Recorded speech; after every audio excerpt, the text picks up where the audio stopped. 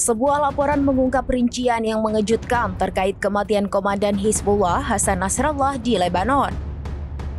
Nasrallah disebut tewas bukan karena ledakan rudal-rudal yang diluncurkan jet tempur Israel pada Jumat 27 September lalu, melainkan karena kehabisan napas di dalam bunker rahasianya. Media Israel Channel 12 melaporkan Nasrallah kemungkinan mati lemas karena gas beracun di dalam bunker bawah tanahnya setelah dihancurkan oleh 80 ton bom penghancur bunker Israel. Di mana kondisi jasad Nasrallah saat ditemukan oleh petugas tidak ada luka yang terlihat. Kondisi itu memungkinkan Nasrallah terkubur di bawah reruntuhan, kemudian gas dari ledakan memenuhi ruang di sekitarnya.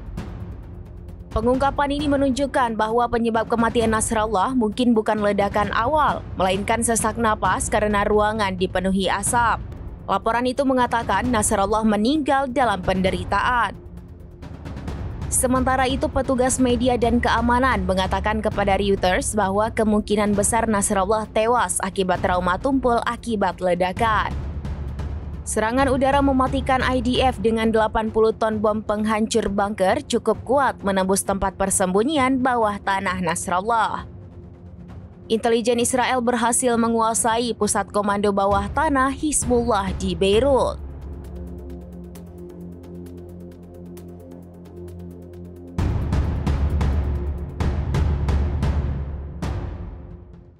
Download Tribun X sekarang, menghadirkan lokal menjadi Indonesia.